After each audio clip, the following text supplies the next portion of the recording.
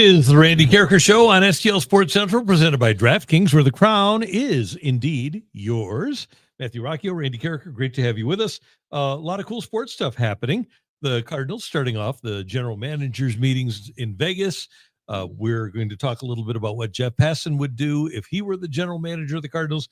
ESPN's Jeff Passan, who's the best baseball insider. All due respect to Ken Rosenthal, who's kind of probably past his prime as an insider. Same with Buster Olney. Passan is the guy that breaks all the stories now. Yeah, you're pretty much, that's correct. Passan's the king. He's the man. So we're going to talk about a piece that he has up at ESPN.com and a little bit about the Cardinals and some breaking rumor, not breaking news, but a breaking rumor from Gabe DeArmond of PowerMizzou.com. And it has, my idea of the reaction to the rumor, if it would become fact. It has Matthew Rocchio up in arms.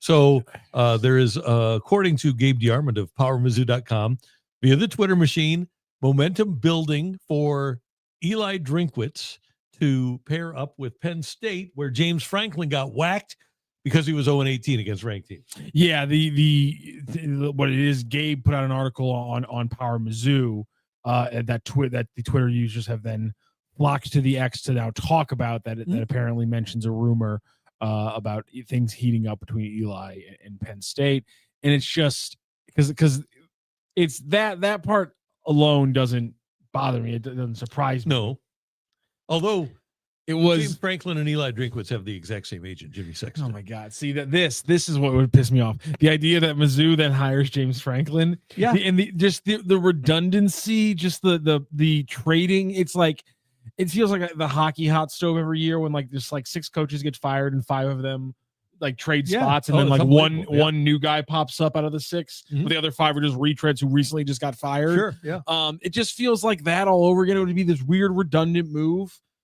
You'd be firing a guy who can't win the big game to hire a guy who, as we talked about yesterday, depending on your definition, can't win the big game. So it would There's only one big game. There you go. True. You're talking like Nick Saban over there.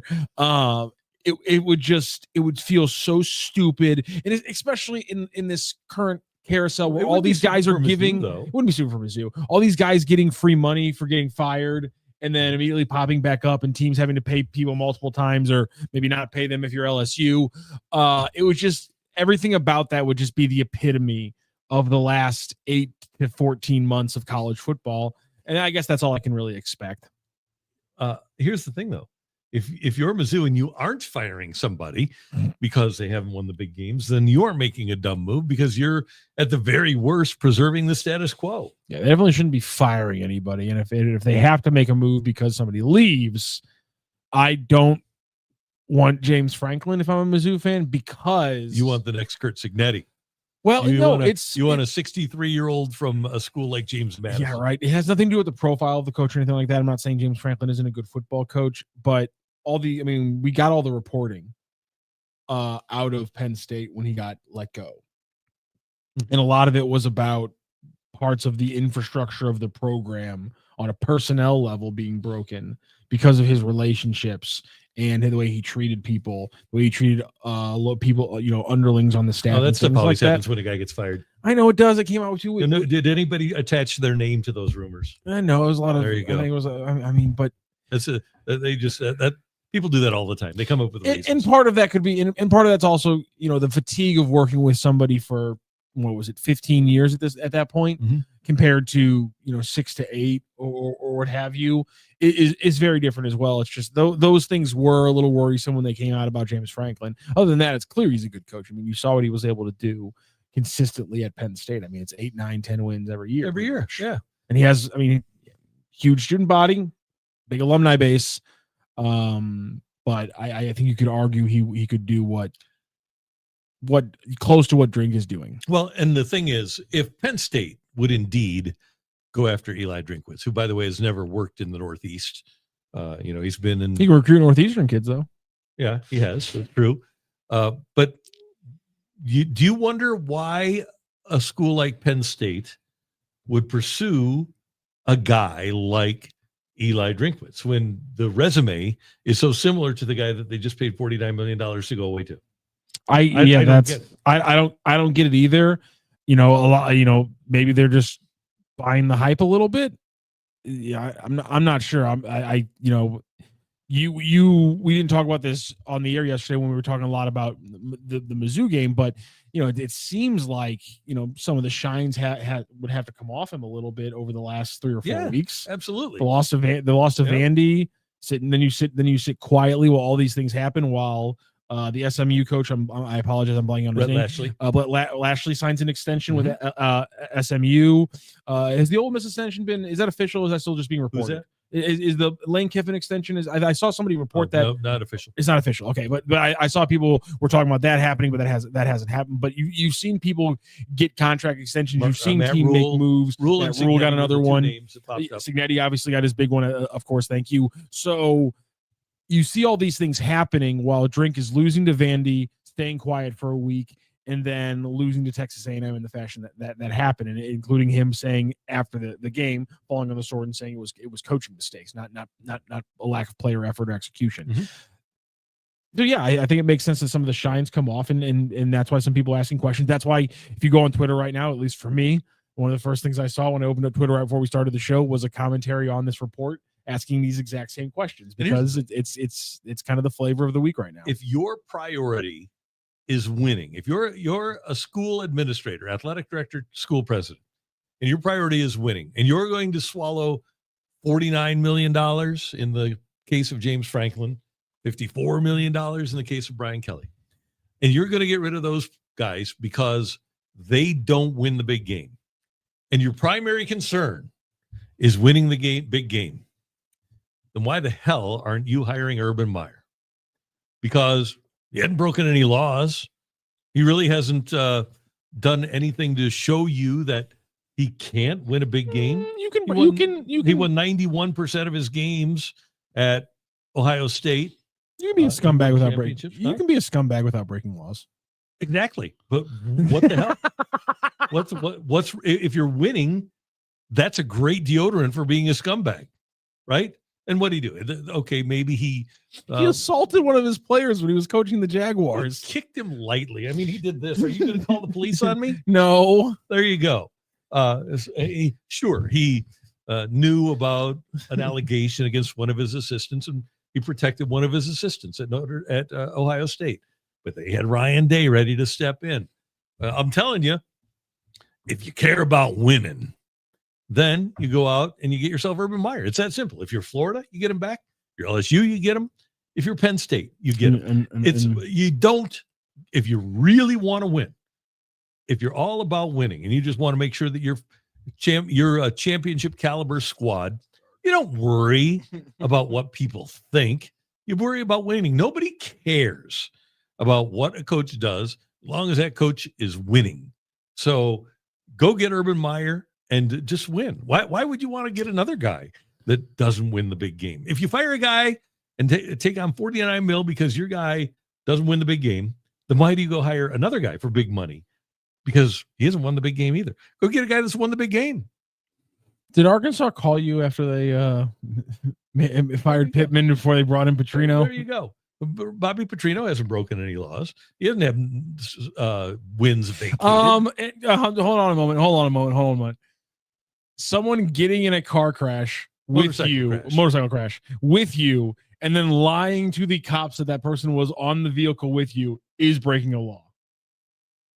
I got him. Who hit the buzzer? I got him. No, you didn't. Yeah, he was on the motorcycle with the girl. Uh-huh. And then he lied to the cops and said he was solo on the bike. Lying to the cops about what happened to it in an accident would be against the law. I got Bobby Petrino. Slap the cuffs. But he's a head coach at Arkansas right Damn it. Okay, never mind. And I think he's got a really highly regarded offense too. And that's man can scheme up flipping offense. Yeah, that's kind of what they care about at the University of Arkansas.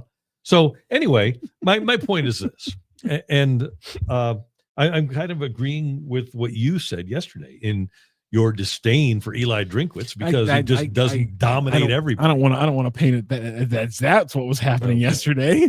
That's a little. Hold on a second now. Okay. Hold on a moment. But anyway, does it make sense for a school like Penn State to go get And granted, they had success with Johnny Majors. He'd come from Penn State specifically might want to avoid any. Or Pitt had the success with Johnny Majors. Not Penn State might want to avoid any impropriety with their head coach's history.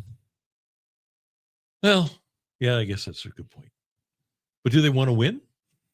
So, I mean, if you do really want to again, a question that needs to not be impropriety. asked around State College ever again. Yeah, if they want to avoid impropriety, then why did they fire James Franklin? He was literally 4 quarters away from the national championship. It's 4 quarters, and then they lost 6 straight games. The fact that they've lost 6 straight is so insane. After he got fired. Well, Yeah. two, I guess, Yeah. 2 or 3 of them. But almost when he beat got fired. Indiana. Almost beat Indiana. That's true. Yeah. So anyway, Keith Adams. interesting stuff here, and it'll be interesting to see if indeed Drink would depart. I'll be very interested to observe how Mizzou goes about replacing Eli Drinkwitz. Who's in charge? Is it Laird Veach or is it the board of trustees? Is it the governor? Does the governor hire? Does the governor get the president to hire the new coach? We don't know, but because that happens in some states. But I'll be interested to see what direction they would go and how quickly they would do it. I would think probably today that Kirby Moore would not be the favorite to be the head coach. No, God, no. Yeah. So let's talk some baseball. Jeff Passan laid out an ideal winter move for the most relevant 21 teams in Major League Baseball. Cardinals didn't make the list, by the way, but some of their top pitching options have better alternatives. And there is a spot for Brendan Donovan. By the way, the Cardinals, there were 3 other NL Central teams that did make the list. So, Okay. So the Cubs, the Brewers, and the Cincinnati Reds were all on the list, but obviously the Cardinals now grouped in with the Pirates in the NL Central. Oh, there you go. Not bad. Yeah, That's fine. it happens. Yeah.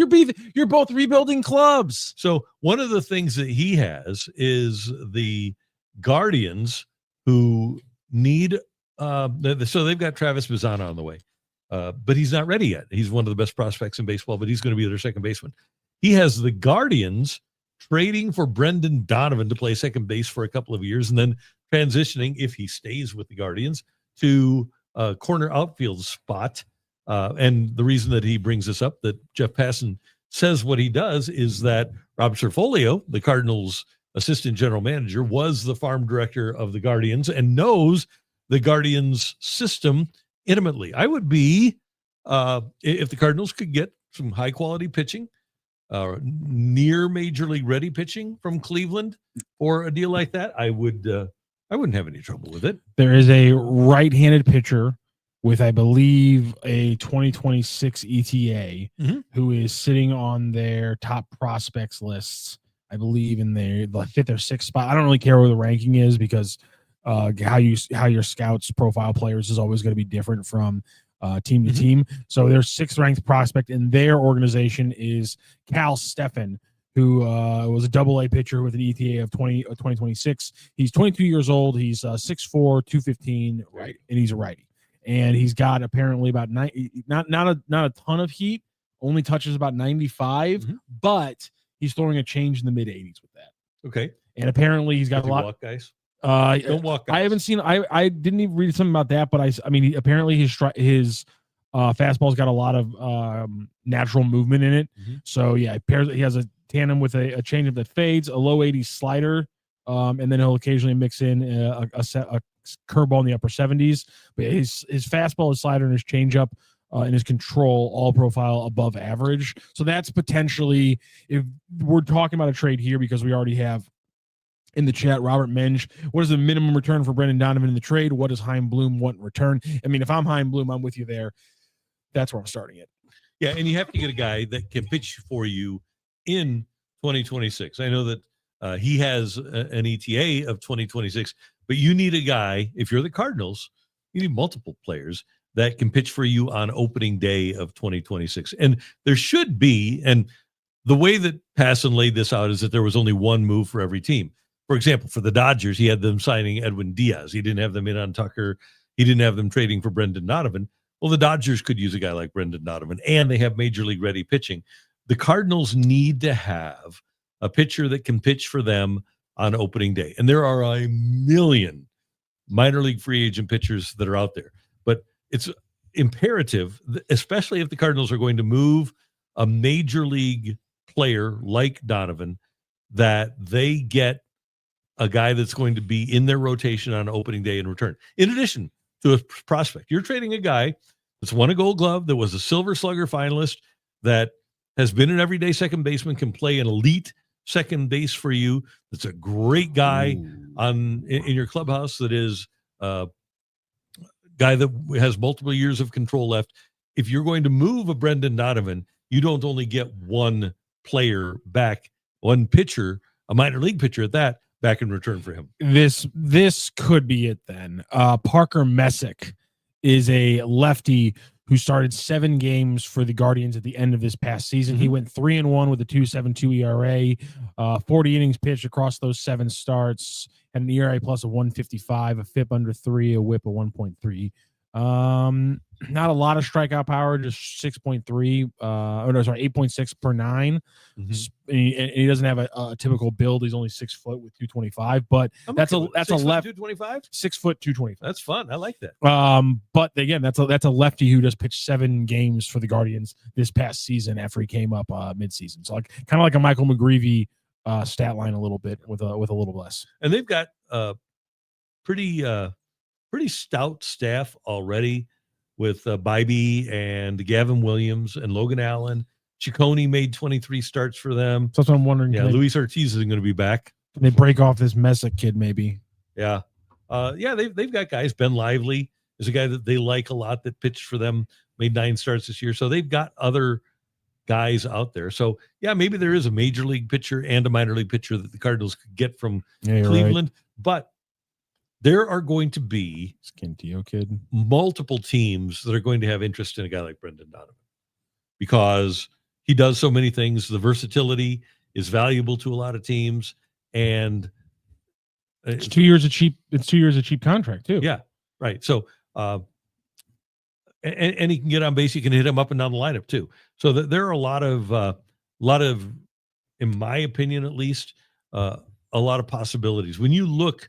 And let's just take a quick look at the second base situation in baseball. Yeah, this is an interesting point from Keith Adams, because I think you've made this point. I'll be honest, I've been advocating for a Donovan trade since like July. Keith Adams, wow, that Donovan guy sounds like someone who could help with a rebuild. Yeah, and that's kind of the point, against trading Brendan Donovan, that a glue guy who's cheap, who plays a lot of positions, who's a hard worker and things like that. That sounds like a lot of good things for a rebuild, but only being here for 2 years, being potentially at the highest bid of your value. Well, you can sign him. You're allowed to sign him. You are, but the past tells you that they're not going to sign him to an extension. Why? Because he went to arbitration, and no one who goes to arbitration against the Cardinals then resigns. Well, that was long term under John Mozeliak. Yeah.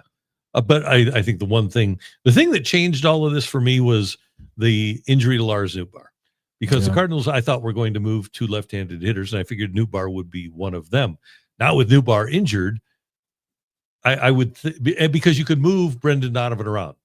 Now you're probably going to have a place for J.J. Weatherholt, probably second base, and you move a guy like Brendan Donovan. And there are going to be other second basemen available for teams. But at the moment, the way things stack up, the place where the Cardinals obviously have depth is left-handed hitters. So you keep Burleson and you keep Nootbaar, and then you probably move Gorman and or Donovan. The thing is, if you're going to move Nolan Gorman, then you kind of have to keep Nolan Arenado.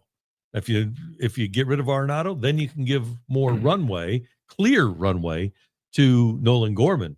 But for me, you can't have both of those guys on your roster, because Weatherholt's going to play 130 games, 140 games. Both Donovan and Gorman.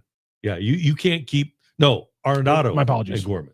Yeah, that makes sense. That makes more sense. My apologies. So I just don't see a scenario in which you can keep both of those guys. Now, to Brendan Donovan, what teams besides the Doyers and the Guardians might be interested in him? There's a lot of teams that have their second base situation taken care of. The Mariners do not. They could use a guy like Donovan. Do the Cardinals know the Mariners system. Matt Pierpont, their director of pitching, was basically in the same role in Seattle before the Cardinals acquired him. Do the Guardians? Sorry, Rock, but Rockio. Yeah. He pronounces it wrong, so that's fine. Yeah, he does. He pronounces it wrong. Bench his ass. Yeah. Thanks for the jersey, though. Yeah, really. The Giants have Casey Schmidt. I think that a guy like Brendan Donovan is a better player. Casey Schmidt had a 299 on base last year. Brendan Donovan would be a great fit at the top of the Giants lineup and playing second base. Blue Jays, especially if they they have Clement. But if they lose Bichette, doesn't that kind of open up? Doesn't that open up a spot kind of for them, especially so they can get somebody who really lowers their payroll? I mean, that or doesn't lower their payroll, but helps them get down a little bit. Yeah. Now here's the other one. The Doyers second baseman had a grand total of 1.2 WAR. Their WOBA was 287. I'm so proud of you. Thank you. But only a 292 on base from the Dodgers second baseman, 362 slug from the Dodgers second baseman. Brendan Donovan is infinitely better than that. And with the wealth of pitching that the Doyers have, and they had apparent interest in him last season, I think that's probably the best opportunity for the Cardinals to get a couple of major league ready starting pitchers and send Donovan to a place where they can sign him to an extension. He can get his money. He can be happy. Bing, bang, boom. You got it all done. All right. Well, lay out for me one more time. With the Doyers? Yeah, I'm going to make a graphic out of this later. Oh, okay. No, I'm just kidding. So, well, no, I will. So, number one, Doyers second baseman, least productive offensively in all of baseball. Bang. Okay. Again, 292, 233 average from their second baseman. We'll put Dodgers right here in big bold letters. 292 on base, 362 slug. And for him, a 287 WOBA. Okay. Is there anything else you need to know? No, I just want you got his WAR, right? They got their WAR. Yeah, I heard that. Enrico Palazzo does want to add, what the hell is WOBA? Tell him. I always forget this one. It's that's why the fact that you use that one is without big averages. It's weighted on base average. No, there you go. Excuse me, I have a frog in my throat. It's weighted on base average. It's a version of on base percentage that accounts for how a player reached the base.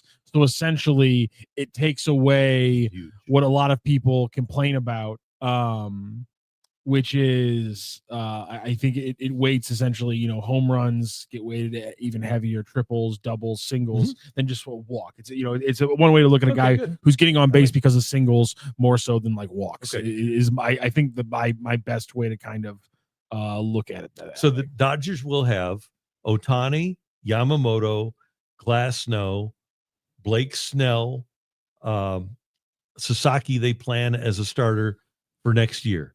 Emmett Sheehan made a dozen starts in 2025, 2.82 earned run average. He struck out 89 in 73 innings.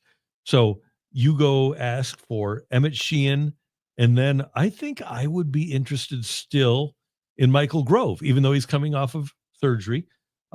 I would be interested in him. If I could get those two guys, I don't think I would take Bobby Miller. They can keep Bobby Miller and decide how to fix him.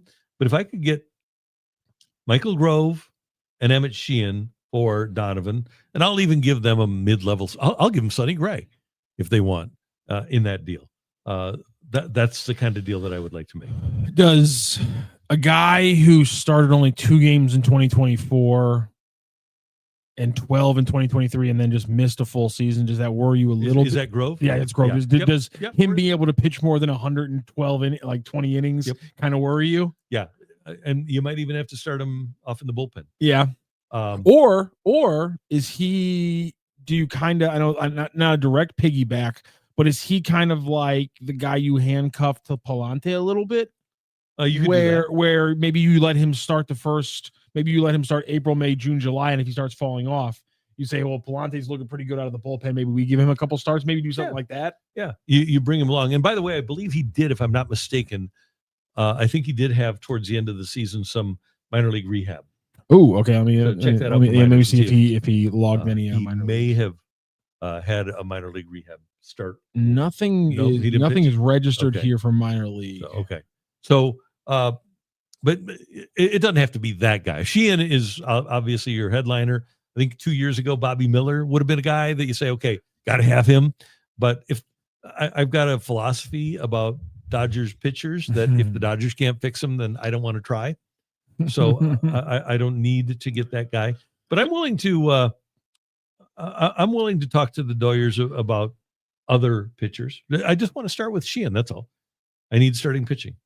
I don't have soft hands. Says trade for Tatis. Fernando Tatis Sr. or Jr.? I believe Junior is who they would be going for. Okay. I don't think that's happened. Do you think if we get Senior, he could help us get Junior? Yeah. He tried once. He tried a lot, 18 times. And here's the other thing. It doesn't get less funny every time I hear it. I think Fernando Tatis Jr., if I'm not mistaken, has 10 years left on his contract. I believe that's correct. I don't think the Cardinals want to swim in those waters. I'm not going to step in that bucket. No. We can't let those things die, guys. We can't let those step in that bucket. Yeah, we can't let those axioms ever die. Yeah, he is signed through. Let me look. So 2034. So that's wow. Ribbon up cards. The Blues let 2 glue guys go with great experience in Suter and Letty, and now their D has more holes than Swiss cheese. Why are we so quick to flip Donnie for prospects? Okay, it's about asset management. Is all I can get. Different situation. It's such a boring corporate answer, but the answer is literally, and I'm sure if Chaim Bloom gave you the quickest, most honest answer, he would probably use something along the same lines. It's asset management. Well, and if you're going to trade him, the Cardinals are in desperate need of starting pitching. You never don't need glue guys, but they think JJ Weatherholt is going to be a guy. And they aren't going to bring him up here. I think last year, the thought process was, we'll bring him up and he could be a utility guy. That's not what he's going to do. He's going to be an everyday player. He's going to have a position. And that's Brendan Donovan's position right now. Plus, they have 2 third basemen. And they're in desperate need of starting pitching. And the other point is, the Blues planned on winning this year. The Blues were in the playoffs last year. We're a winning team. They planned on winning this year. The Cardinals aren't planning on winning next year. It's another development year for pitchers. You're still going to see Walker. You're still going to see Scott. You're going to see JJ Weatherholt. You hope Wynn gets better. He needs to be better offensively. So next year is not a winning year for the Cardinals. It's a development year.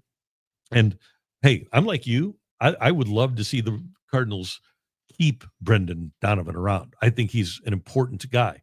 But I have evolved in my feelings about this, like I said earlier, because of the Newt Bar injury, because of the presence of Weatherholt, and mostly because Sonny Gray says he's willing to be moved, and the Cardinals are going to do everything they can to move him. So let's try to figure out. We've got Liberatore, we've got McGreevy, we've got Palante, we've got Leahy. We don't have Michaelis anymore. We won't have Gray anymore. We got rid of Fetty. Cooper Zerpe isn't going to be ready yet. Tekoa Roby isn't going to be ready yet, injured. Zach Thompson will compete for a job. There just isn't enough depth of starting pitching for the Cardinals for them to get through the first month of the season, let alone the season. Ace Rob, is there a chance the Cardinals bring back Michaelis for another year? Bite your tongue. And then go to STL Sports Central on YouTube and enjoy getting yelled at by Bernie Miklasz as he brings up, for some reason, that there's people in St. Louis who are bringing up the name Miles Michaelis. And Bernie, like most level-headed people, like usual, is asking with quite the incredulous face, what the hell are you talking about? No, absolutely not. Why are we having this conversation? The Cardinals are trying to get younger and better. But with an upward trajectory. Miles Michaelis, he could give you 180 innings again. He could give you the same year. I don't want to watch those 180 innings, Randy. I don't want to watch those 180 innings. But I really don't want to watch that. One thing about innings, though, is that they can protect younger pitchers, and you're going to have a lot of younger pitchers. The thing is, though, Michaelis is not going to get any better, and you need to have pitchers with an opportunity to get better, and that's what this is all about. You need to be shown that a pitcher can get better, so that when you're ready to win in 27, 28, you know who to utilize.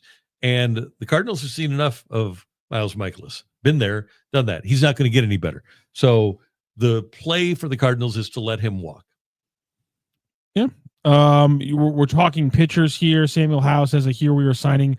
Is it Littell or Little? I always forget. Zach Littell. Littell. I always forget that. 40 for 3 years. I threw in there that I threw in Zach Littell as kind of a pitcher. Can you get him for $12 million a year? Is that reasonable for the Cardinals? Also on STL Sports Central, if you guys want to check it out after you're done watching this, you can watch Joe Roderick and Brendan Schaefer break down some pitching names. They're throwing out, Lucas Giolito at $20 million. I'm going to pitch. Damn. I'm Zach Gallen at $20 million. I think an interesting post from our friends over at Cardinals Territory, the new and improved Cardinals, not improved, I shouldn't say that, just the new Cardinals Territory. Because obviously I love Bernie, I love Katie Woo.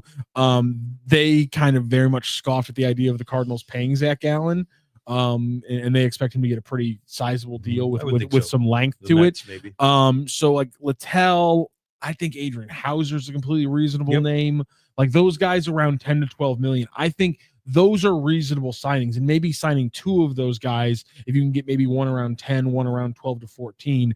I think that is a wholly reasonable thing for the Cardinals, depending on other monies getting moved around or traded or eaten or what have you. Yeah. And at some point, the Cardinals are going to have to pay that price because that's the going rate now for a back of the rotation guy. That $10 or $12 million is unfortunately what you have to pay, unless you have a really young group and you can afford to pay them the minimum, or they're still within arbitration, so you're topping out at $5 or $6 million. If you get a guy that's pitched 6 years in the majors and is a starter, you're probably going to give him, if you think that he has any chance of being any good at all, between 6 and 12. Zach Littell, or 10 or 12. Zach Littell probably.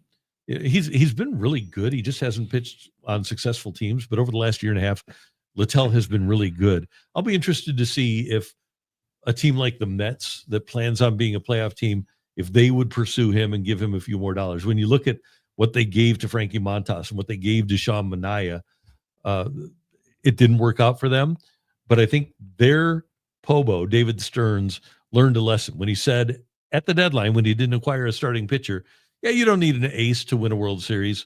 Well, it helps. It and a guy like Zach Gallen, who's got a couple of top 10 finishes in Cy Young voting, on that team would be their number one. Zach Gallen, until Senga's back, if Senga can ever get back, Zach Gallen would be their number one.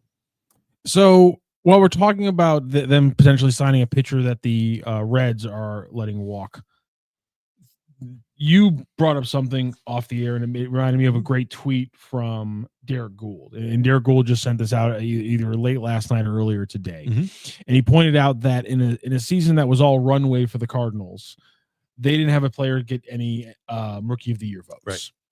In one of the best seasons ever, arguably the best regular season ever in Milwaukee Brewers history, they had 4 players receiving Rookie of the Year votes. The Cardinals aren't in apparently the top 21 most relevant teams in baseball, according to Jeff Passan, and we're looking at the big signing this winter being a cast-off from the Cincinnati Reds, who are relevant when you're not. Things don't seem to be starting from a great point right now for the Cardinals. I know interior there are other things to be positive about, but there are some big optical changes that have really happened around this franchise over the last 3 years. Would it surprise you to know that even though the Brewers had 4 players receive Rookie of the Year votes, that the Cardinals actually have a younger roster than the Brewers do? Here. That's crazy. I mean, in fairness, a lot of the Brewers moves that we talked about, and I've pointed this out a bunch, is guys who are like 27, 28 years old, mm-hmm. who didn't ever really produce at what they were doing in their first 3 or 4 years of baseball. Mm-hmm. And they've been very solid moves by the Brewers. But to your point, they do have a lot of like 28, 29, 30-year-olds who are hitting their prime, and that's when the Brewers are acquiring them after not having, really great young years. It's smart movement, but you're right. It's not maybe the most long-term foundation building kind of moves. And the runway stuff. Second full year for Mason Wynn. You still haven't gotten a full year out of Jordan Walker. Second full year for Victor Scott II. You still haven't really gotten a full year out of Lars Nootbaar. Alec Burleson, pretty well established.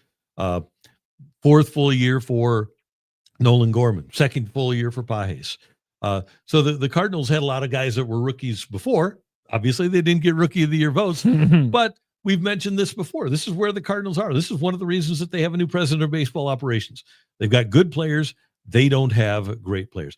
For me, maybe the most troubling part of all of this, if you want to look at troubling aspects, why is it that the Brewers trade for a guy like Caleb Durbin in the Devin Williams trade? Why didn't the Cardinals find him when he was at WashU?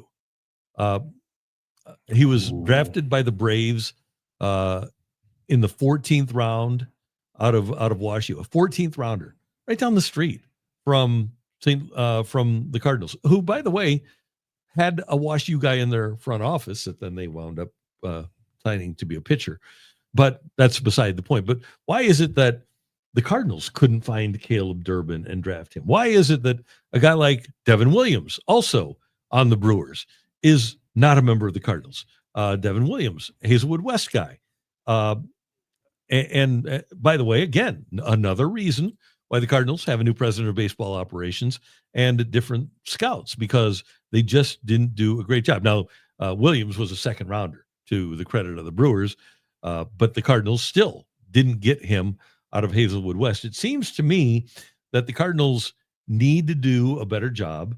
They want to be more like Milwaukee, of finding players in their own backyard that would be a benefit to them. Yeah, that'd be helpful.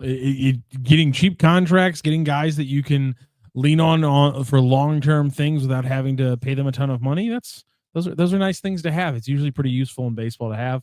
And the Cardinals, they haven't been efficient with their money, and that's why they're pretty far behind the eight ball when you compare them to even the rest of the NL Central. But I would bet on them being better in the future. What you are confident in that? Because we did get a chat here from Skywalker 1982. He says, I feel better about this front office evaluating young pitchers. You feel like that's a reasonable thing for Cardinals to have, that a bit more confidence? If you watched and paid attention to the Guardians and the Mariners, all of those young pitchers that came through the Guardian system, Rob Cerfolio was their farm director. Larry Day was in their minor league system. Those two are both with the Cardinals now. Cerfolio, AGM, Larry Day, director of the minor leagues. If you look at the Seattle pitchers, Cardinals director of minor league pitching is Matt Pierpont. He was the same with the Mariners. So, yes, that's one of the reasons that I have more confidence in the Cardinals, because two of the best franchises in baseball at developing young pitching, the Cardinals got their main guys. And now those guys will be evaluating and hopefully developing for the Cardinals. One more thing here on the pitching, ripping up cards. Randy, you said that the going rate is 10 to 15 million for a back of the rotation starter. 10 to 12, yeah. Gray is making 20 million more plus than that. Cardinals would need to eat some of that to trade him, and it doesn't. So therefore, it doesn't make sense to trade Gray. I will say 10 to 15 million is for a middle of a three. Like Hauser and Littell, those guys are threes in a lot of. I feel like threes. Well, they definitely be threes here. Yeah, they're but for a good championship, team, I guess they are five. That's fair. That's what you're looking at.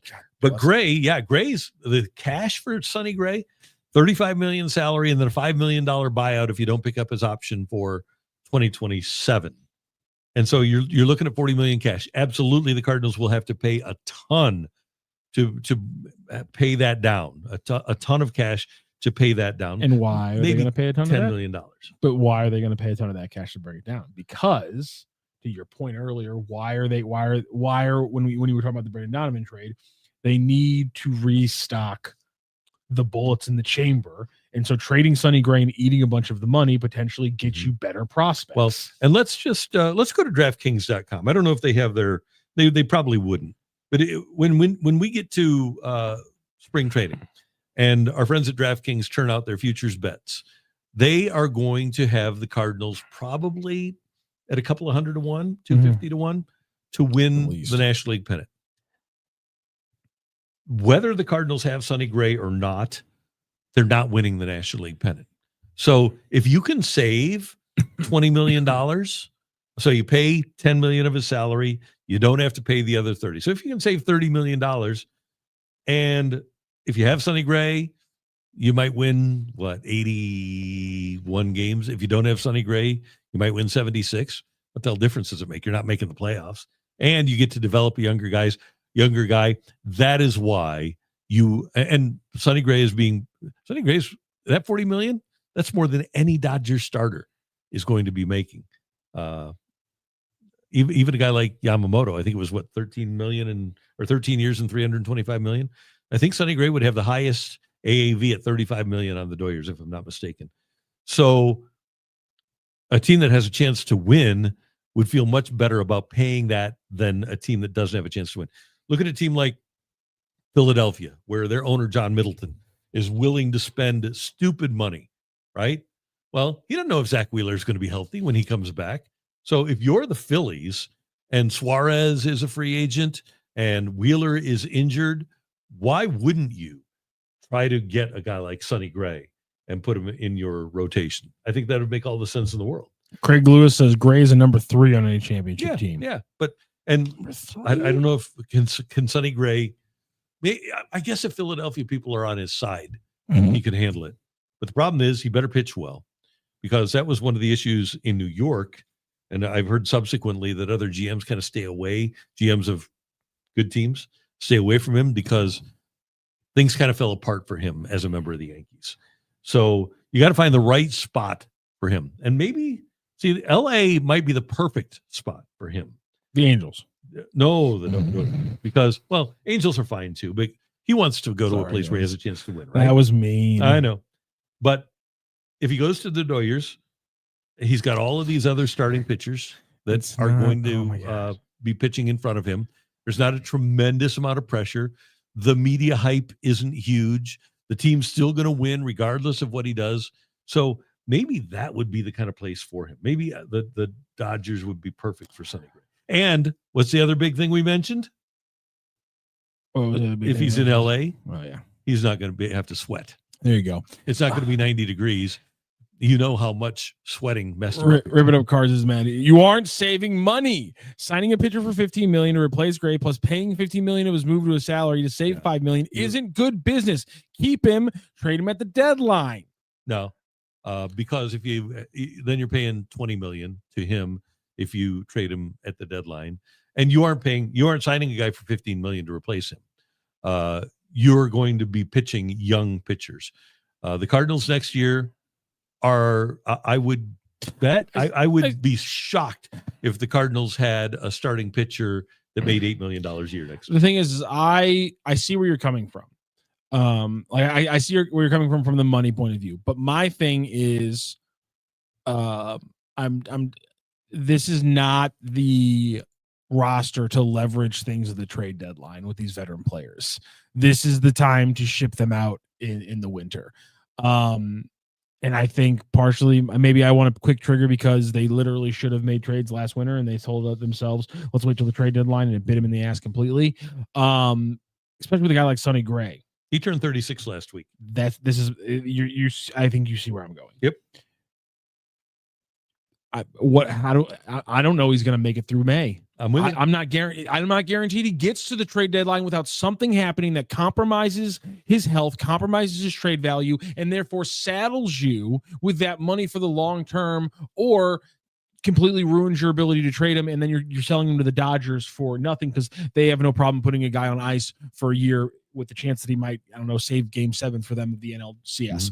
Mm-hmm. And so you trade him now because he still has value, to the point that we were just saying, even if you look down upon him like Skywalker, even if you don't think that highly of him, to Skywalker 82 points, or to Craig Lewis's point, he's a number 3 on a championship team. So if they're willing to spend the money, if the Cardinals are going to eat some money, you can get a prospect out of him right now without risking the 36-year-old Sonny Gray, who has had issues sometimes with his longevity and things like that, something going wrong in May or June and ruining his trade value. Make the move now. You have to make moves that are smart for rebuilding teams that are on the bubble, teams that are winning teams. Press their luck at the trade deadline. Try to see what they have. Rebuilding teams make moves in the winter. And he's made it clear that he's willing to reevaluate that no trade clause right now. Yeah. So you take advantage of the window that you have to move him. And by the way, if you're Chaim Bloom, you want a fresh start. What's the point of having, if you're going to have a rebuild, what's the point of having a 36-year-old starter that makes $35 million in cash? Yeah. Hey, I want you to know about DraftKings Sportsbook, America's top-rated sportsbook app, and it's coming soon to the Show Me State. And if you're a new Missouri customer, here's all you need to do. Download the DraftKings Sportsbook app today. And when they go live on December 1st, just place a $5 bet to unlock $300 in bonus bets. That's right. You spend $5 and you get $300 to gamble at DraftKings Sportsbook. Starting November 17th, you can create that DraftKings Sportsbook account 6 days from today and get ready for launch day on December 1st. DraftKings Sportsbook brings everything you need to elevate your game day. Lightning fast payouts, endless ways to get in on the action, all right from your phone. And when DraftKings does officially go live in Missouri, you're going to be betting with the Sportsbook app trusted by millions of customers. It's safe, secure, and it has fast money withdrawals. Download the DraftKings Sportsbook app now and grab $300 in bonus bets with just a $5 bet when DraftKings goes live on December 1st in partnership with DraftKings Sportsbook. Gambling problem? Call 1-800-GAMBLER. In New York, call 877-8-HOPE-NY or text HOPE-NY at 467-369. In Connecticut, help is available for problem gambling. Call 888-789-7777 or visit ccpg.org. Please play responsibly. On behalf of Boot Hill Casino and Resort in Kansas, 21 and over. Age and eligibility varies by jurisdiction. Void in Ontario. Bet must win to receive reward. Bonus bets expire 168 hours after issuance. For additional terms and responsible gaming resources, see dkng.co/audio. All right, the worst team in the National Hockey League is not the St. Louis Blues, but the worst team in the league will be in St. Louis tonight, playing the Blues, the Calgary Flames, with 10 points, 3 games behind the Blues. We have been rightfully very upset about the Blues' performance. 5-8-3 for 13 points. A couple of notes, though. The Blues are only 5 points out of the last playoff spot. So you have a good week. You take care of Calgary, and then Philadelphia at home on Friday, and the Vegas Golden Knights at home on Saturday. Then all of a sudden you're right there in the hunt. And I know that things can change, and things do change in the National Hockey League, but right, and some things don't even matter. But a little perspective here. I wonder if how mad Panthers fans are. Granted, they've won the last 2 Stanley Cups. They only have 4 more points than the Blues. The Blues just need to get on that hot streak that Jim Montgomery says they're going to go on, and just get into the hunt. Get into the hunt in the next couple of weeks, and let's see what happens. But I don't think, and I hope that this isn't the case, I don't think that this team will be defined by the first 16 games of the season. Well, no team should be. No. That I would argue no team should be. Listen, you got to go 4-2 to avoid that Drew Bannister record. They made some changes tonight. They're playing the DFL Flames. I mean, 2 points shouldn't matter this much, but my God, does it? It does. You just wasted one over the weekend. You have to handle this team. Listen, incredible writing by Jeremy Rutherford. Saw the premise coming from a mile away and knocked it out of the park. On The Athletic right now, talking about if everything goes wrong with the Blues and they are fighting the Flames potentially for the number 1 overall pick, who is it's a lottery. Well, in the lottery, yeah. Fighting them in the lottery for the first number 1 overall pick. And they get the cat from Penn State, whose name I'm blanking on right now. Gavin McKenna. Thank you. Who, by the way, is up to kind of a crappy start. And getting paid apparently about $500,000 in NIL. Yeah. Gavin McKenna, and it's just like, I don't want JR writing stories about the Blues getting the number 1 overall pick. Cam Jansen's already saying, hey, let's start watching this McKenna cat here in St. Louis and seeing what he's really got. We can't be doing this, Randy. We cannot go to this point. You know why? I'd be okay with that. I have no problem with settling in with a really crappy team and just focusing on the draft. If we're talking about a sport where drafted players consistently play the next season in impact, and I know number 1 picks usually do hit the league pretty quickly. Nonetheless, it's too much of a risk. You got to be a winning club. We'll see if changing out Bukestad for Sonny can do it. I like the move. We'll see if obviously Binner, now setting the record for most starts as a Blues or most appearances as a Blues goaltender, if he can have a much better game than when he tied the record and fell apart. And as JR noted in his piece, there are a lot of immovable parts on the Blues for two reasons. Whether it is the fact that they aren't performing at a high level, like nobody would want to trade for Pavel Buchnevich right now, or it could be because those players, Braden Shen, might not want to leave St. Louis. So because of that, I think that, and the time of year, it's going to be difficult for Doug Armstrong to make any major moves right now. I just don't see that happening. So what has to happen is that this group of players at some point in the very near future, I would hope, needs to start playing at a better clip, at a better level. It's just the big name players have to step up. Who was the header photo that the Athletic used for JR's article? Buchnevich. Listen, the having an article with a title about if everything goes wrong for this team, what's the next answer? And the header photo not being the potential number 1 overall pick, but being Pavel Buchnevich. Well done by the editors over the Athletic. Yeah, you're paying attention. Yeah, nicely done. Good photo there. The big name players simply have to step up. We can't have comments from Jim Montgomery. Here's something that jumped out to me. Jim Montgomery was talking the other day about Robert Thomas still growing as a player. Uh-huh. Listen, you're always growing as a player. Mm-hmm. I don't want that to be the rhetoric about Robert Thomas right now. I want it to be about how he's maybe starting to hit that level and putting out that Patrice Bergeron level of performance as a center. That's what I would like to hear at this point with Robert Thomas. Who led the league in scoring after the Four Nations last season? Robert Thomas. Then he has reached that point where we know what he's capable of. Yeah, he should be growing into a superstar. Yes, exactly. That's a great way to put it. You're right. He should be growing, but it shouldn't be just growing into the player he was last year. It has to be taking the next level because we saw what he can be in a short period of time. You got to extrapolate that to a full 82. We need to see that for a full 82. And it can't just be the 100-point pace. It's got to be that defense that we've been talking about for 3 or 4 years now. Because we know it's there. We know he has the skill. Everyone tells us he does. Everyone who knows hockey better than we do tells us it's there. I believe them. And you know that if the Blues get the top pick in the draft, you know exactly what's going to happen. You know that guy's going to be out golfing and he's going to park his golf cart too close to the curb and he's going to get out and he's going to tear his knee up.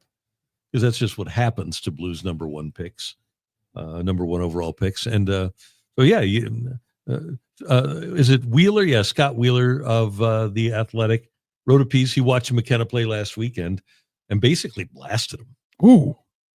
Yeah, and said that his effort isn't there and that there are a lot of questions. Granted, he's 17 and he's playing his first month of college hockey, but there are a lot of questions about him.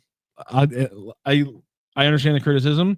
I don't know if I'd be able to write that piece because if I was 17 years old, worked my ass off to get somewhere, and then somebody handed me a check and somebody told me I was getting $500,000, you're telling me, you look me in the eyes and ask me, do you think you'd slack off for have a couple bad weeks where you weren't working out the way you should have? I'm going to say yes, absolutely. I'm not perfect. I absolutely would have started slacking off a little bit. I'm disappointed in myself, but I'm honest as well. And that doesn't surprise me at all. He'll lock in. He's obviously got the talent. He does have a ton of talent, and maybe he plays 2 years of college hockey. Yeah. Maybe he needs that. And probably some physical growth would be useful. Yeah. He only weighs 175 pounds. He needs to probably grow up emotionally too. I think most 17-year-old young men probably could use a little bit of emotional and especially if you're going to be an athlete, physical growth. I'd just be like, well, I mean, come on. I'm already this good. Do I need to go to my third workout today? I don't think so. I can order a pizza. So here's what Scott Wheeler wrote. The gathering collection of scouts and hockey folks weren't kind to McKenna leaving the rink, with multiple NHL scouts commenting to The Athletic over the course of the weekend on his work rate off the puck, a number of back checks he appeared to give up on, pucks he didn't stop on, and an ongoing desire for more effort. On Saturday, it was more of the same. He hit an early post on a Penn State power play shortly after a fan in the crowd yelled out, F you, McKenna. He had another dangerous look in front a little later. He double shifted on the man advantage and his feel and vision on the puck flashed, but he also drifted to the perimeter and stood and watched his fair share. And when the first period was over and Penn State trailed 2-0, he'd been on the ice for both goals against. That's not good. That's one weekend of college hockey. There. Again, would you, I mean, are we judging Matt Zollers right? Who's a true freshman football player. You don't judge people. I mean, here's what's going to happen. Somebody did say that Arch Manning sucked, and they aren't going to say when he becomes a star in the NFL, oh yeah, I said that guy sucked in his first 2 games at Texas. It's just not going to be said. No, that's fair. Speaking of players who need a little bit of a reset, Logan Mailloux down to the A makes sense. You don't get better sitting in the press box, and Montgomery said it too. Needs a little confidence. Needs to see some pucks go the right way. I think that'll be big for him. Logan May out. Oh no! Yeah. I didn't like that at all. I kind of thought it was pretty good though. I didn't like it, but it was tip my cap. You know what though? I thought what Jim Montgomery said about him probably applies to about 18 guys on this roster. There, a mental reset, looking like they're playing locked up. A lot of those guys on this team, veterans, look like they're playing locked up, and now is a good time for the St. Louis Blues. You know what? Back in the day, you know what they would have done? They would have all gone out, got really drunk, and then come back the next day and just let it rip. Now, that doesn't happen anymore, and there's a lot of responsibility in being a professional athlete. But, for some of these guys, might not be a bad idea to just come in the next day, show and go, and let's play loose and free. Yeah, I would like that. You think that's not going to happen? So, probably not. Whitey Herzog used to say, he was asked one time when he had Pedro Guerrero, who, by the way, was an awesome hitter. He said, who's the best hitter with a hangover you ever had? And Whitey said, well, first of all, I played with Mickey Mantle, so he was number one. But the best I ever had with a hangover, the best hitter I ever had with a hangover was not Pedro Guerrero, was George Brett. It doesn't surprise me at all. Brett could really hit with a hangover. And then Guerrero was, in terms of the Cardinals, he was kind of in a league of his own. Yeah, but I mean, it's Wade Boggs. Wade Boggs was the greatest hungover hitters, obviously. Wade I wonder Boggs. if he was even hungover. When you drink 107 beers on a flight, or he might. Yeah, he might. Did you drink on a flight? I guess the drunk hitter, the best drunk hitter ever. Yeah, Wade Boggs. Yeah, beer on a flight record. Beers I think it's did Wade Boggs drink? I feel like it is it 50 something? No, it's in the hundreds. He drank 107 beers in a single day. Jesus. Yeah, Christ. and then 73 on a cross country flight from Boston to Seattle. So yeah, 70. 73. 73. Good Lord. Yeah. You're right. It might just be the best drunk. Hitter ever. So if you are playing locked up, what better way to unlock yourself than just get all lubricated up and go out and play? And maybe that's something that the gentlemen on the team that are 21 years of age and older, drinking responsibly, need to do. Listen, we weren't holding it back from Robert Thomas when they won the cup. We shouldn't be holding it back from Logan Mailloux as they're trying to lock 22. Back in. He is 22. I forgot he's kind of old. Yeah, he's Zach Bolduc's draft era. Yeah. So anyway, I hope the Blues can figure things out. I think sometimes athletes do have a tendency to think too much, and I think that's probably one of the issues that a lot of Blues, maybe even Buchnevich, maybe they're just thinking too much and they just need to go out and play. That's my opinion. That's fair. All right. So let's talk a little basketball. Finally, something good, something positive. Mizzou, the number one recruiting class for 2026. KU, how'd they do? They're number 2. Rock so how's my ass taste is what I would say to them on that one. Suck it. Yep. And the Billikens with back-to-back 100-point games. I can't believe they got 100 last night against the power that they played. So the Mizzou thing is legitimately interesting. Obviously, it's early. We're talking, the KU has a 4-man class. It's number 2. Mizzou is 3-man class. They're number 2 right now in the 24/7 rankings because 24/7 doesn't have Mitchell as a 5-star, whereas ESPN's numbers do have him as a 5-star. So ESPN's ranking has Mizzou sitting with 2 5-stars, which is just, absolutely unbelievable if you want to go off the ESPN rankings. Listen, Crow is a lefty guard who's going to be dynamic. Christopher's a crazy 3-point shooter based on his high school numbers. He's kind of added that perfect, physical inside talent winger who can shoot. and a perfect lead guard, especially when they're a lefty. You love the craftiness that every lefty somehow seems to like be gifted with. I don't know why. I don't know why every lefty in basketball is crafty, but they all it's the weirdest thing in the world. Something like comes down and like it anoints lefty guards that you have to have really weird. You have to do a lot of scoop layups. You have to have a solid push shot, maybe an off foot floater. Just a crazy layup package, and it looks like Crow's got that. So, yeah, the fact that Mizzou is coming out and swinging like that, despite some of the questions that people have with the actual X's and O's on the court, once you use all these players, it's impressive. And, again, we're searching for any positives of that at this point. Yeah, well, and add maybe a couple of defensive specialists to your transfer class, then all of a sudden you have a chance. But, MIZ, I like it. Hey, you can never go wrong having the number one recruiting class in the country.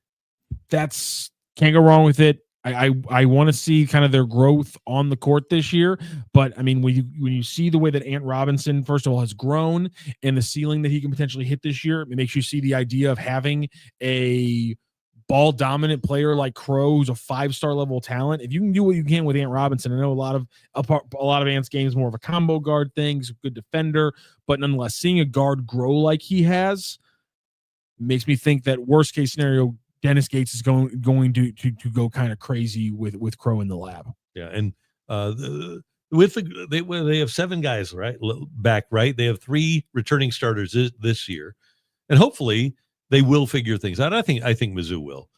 You bring back Mitchell, you bring back Robinson, you bring back Pierce. I think that only team in the SEC, by the way, I think that brought back 3 starters. So that part of it is good. It was a pretty successful team for the first 26 games of last year. I think they'll be fine. I'm not too worried about them. Yeah, I'm not worried about them. It's just it's. I mean, there's nothing to worry about. They have the talent, but when you see the way that the tournament games have gone, they just can't beat those cut and white kids. Yeah. Princeton, Drake, SOBs. We're going to play Purdue this year. What? They need to beat Utah State. That's a very good point, Wilson. Thank you. There you go.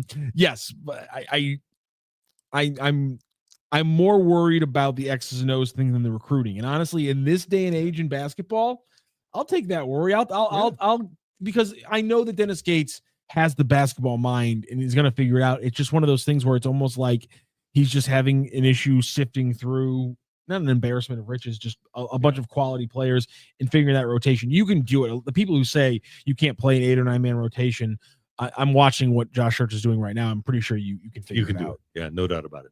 Great job as always. Thank you, sir. That's the one and only Matthew Rocchio Wilson getting us on the air. I'm Randy. Thank you so much for joining us. And Mike Claiborne is going to be in the house tomorrow. Looking forward to that. STL Sports Central presented by DraftKings, where the crown is yours.